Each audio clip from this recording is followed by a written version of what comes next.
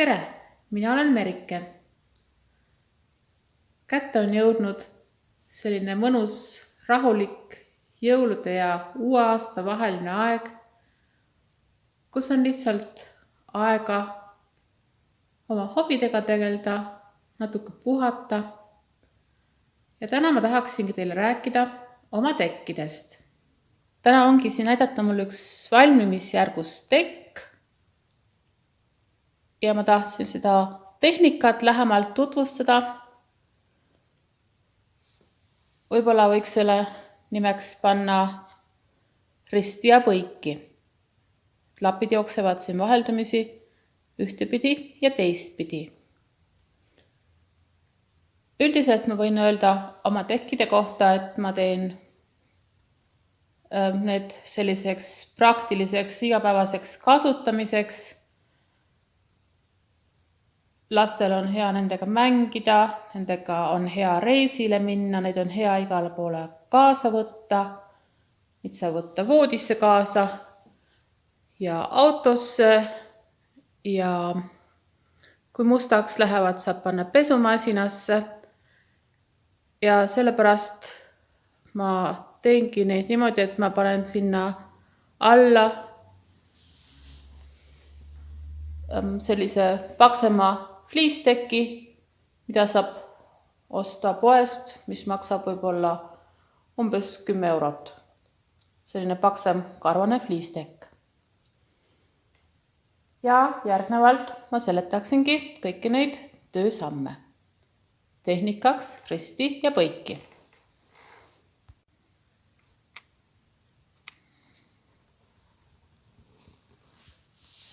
Siin näitan oma töölauda, minu töövahendid. Kõige tähtsam on siis lõikamismatt, mida suurem, seda parem.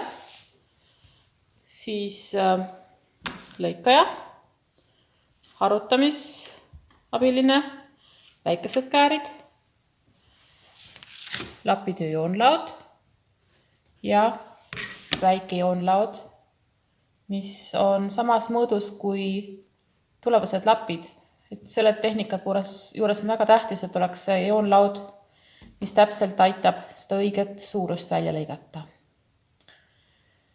Siis käivad töölava juurde ka loomulikult lemmik piparmündikommid ja siin on mul töövihik, kus ma märkmeid teen, pliiatsid eritaja. See käib ka kõik asja juurde. Väga tähtis on ka loomulikult õmblusmasin ja triiklaud, triikimisraud. Kõigepealt on siis vaja välja otsida lapid.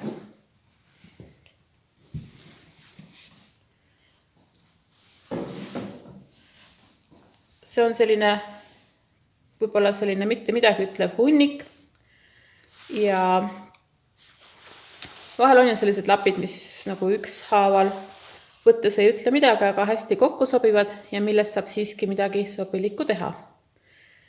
Siis esmalt tulebki võtta siis oma kangad, need sorteerida, triikida ja ribadeks lõigata. Selles töös ma valisin ribade laiuseks 3,5 või 4 sentimeetrit ja ma lõikasin kõik oma kangad, mis ma valisin. Mul on siin sellised beežid kangad ja mustad, tumesinised, tumepunased, mustriga kangad. Ja ma lõikasin need kõik valmis ribadeks.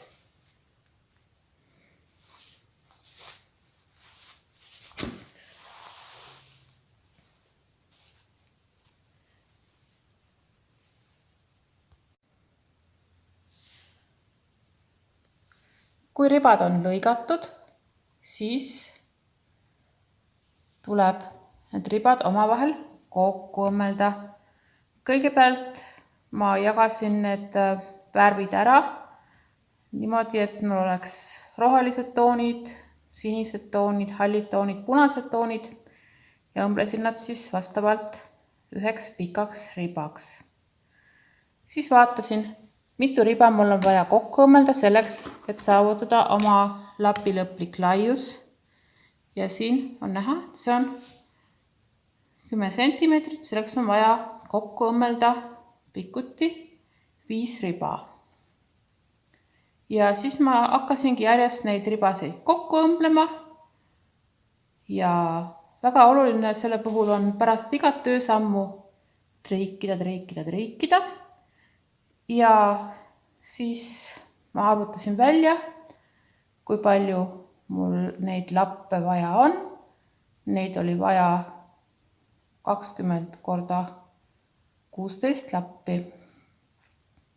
320 lappi kokku. Nii et hakkasin aga otsast lõikama, et siis sain kogu aeg siit järjest lõigata ja niimoodi ma siis kogu aeg õmblesin oma ribasid kokku ja lõikasin neid lappe.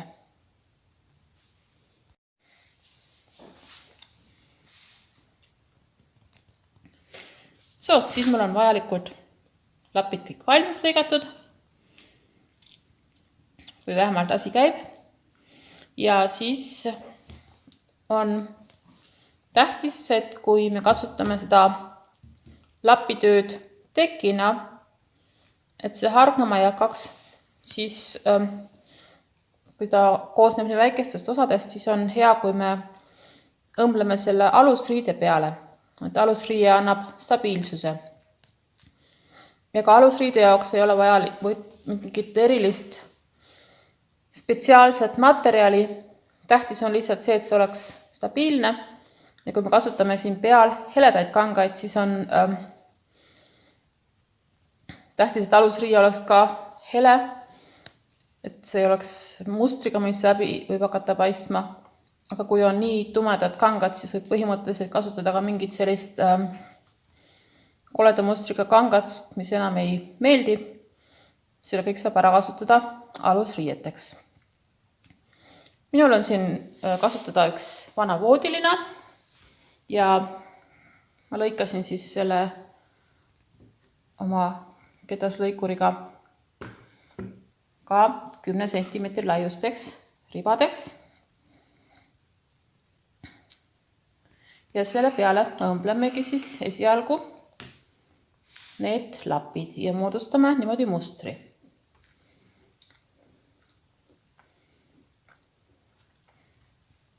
Meie mustris on 2 erinevat tüüpi riba.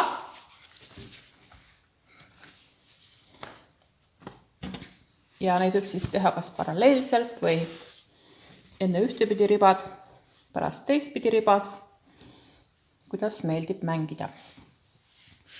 Ja me võime ka alustada näiteks niimoodi, et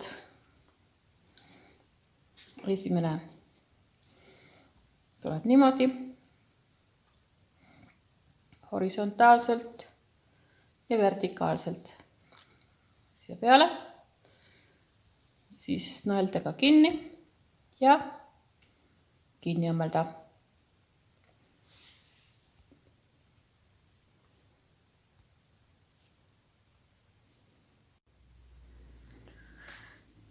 Et meil on siis 2 tüüpi ribasid, ühed algavad horisontaalse ja teised vertikaalse riibustikuga ja siis teine lapp läheb siia vastavalt risti peale. Sellele läheb siis vertikaalne ja sellele horisontaalne. Siis tuleb nõeldega kinni pista ja siit lihtsalt läbi õmmelda. Nüüd on need õmmeldud ja triigitud.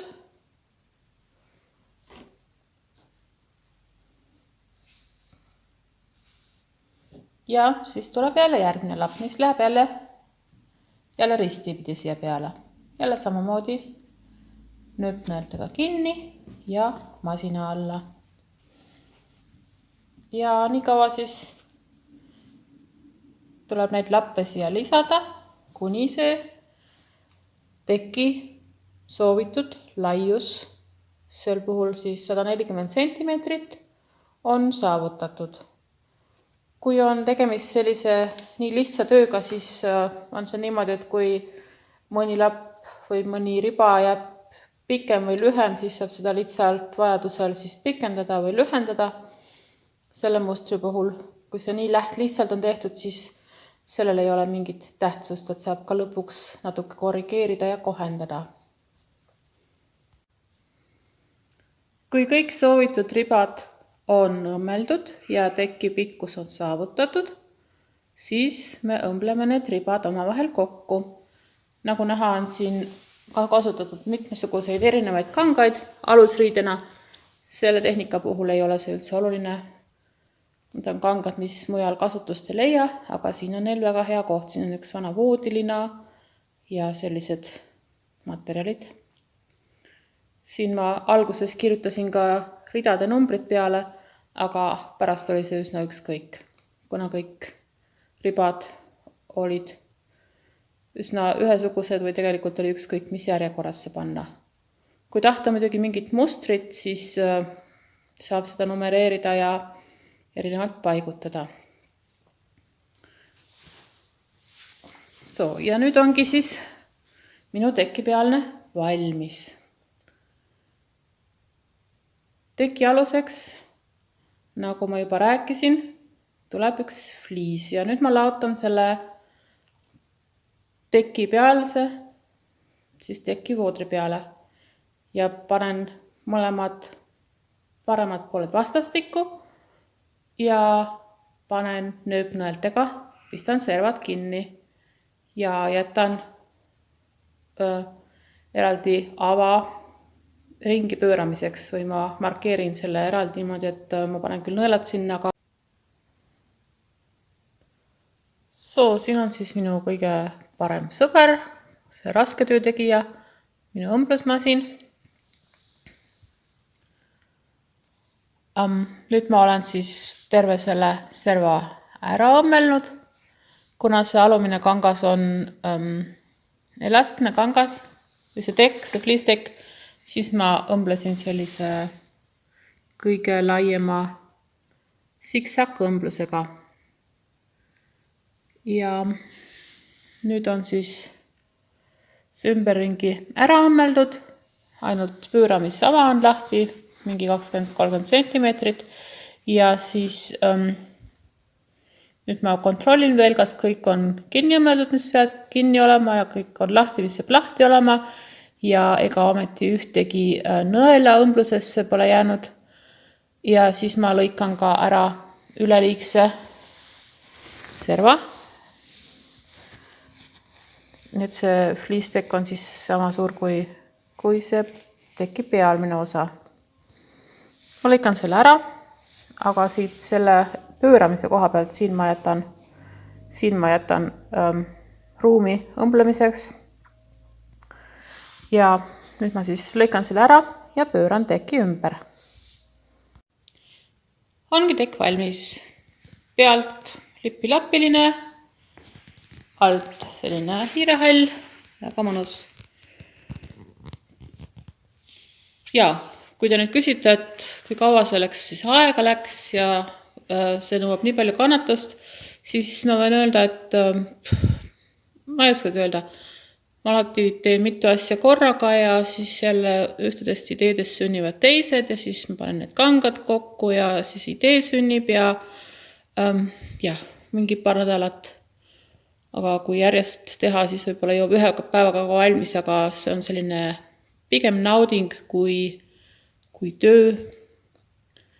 Nii et iseenesest ei ole selles midagi väga hullu, aga mulle meeldib sellist asja teha ka üle pikema aja.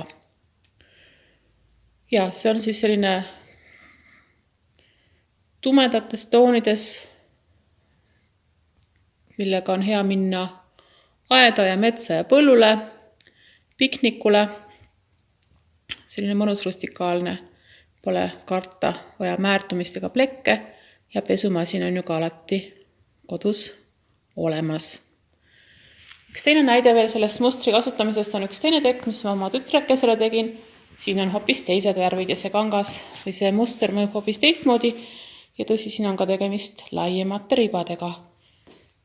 Ma kujutan ette, et see oleks ka väga ilus, kui teha päris heledates toonides päris pastelsed triibud, näiteks mingi beebitekina või kui teha näiteks broderiipitsiga või midagi sellist, võib olla ka väga huvitav. Nii palju siis sellest tehnikast, risti ja põiki. Soovin teile veel mõnusat talve jätku ja jääge terveks ja võite ju kirjutada, mis te sellest videost arvate ja kas teil on veel mingeid teistsuguseid soove, siis ma võin ka teisi oma oskusi teiega hea meelega jagada. Ilusat talve, nägemist!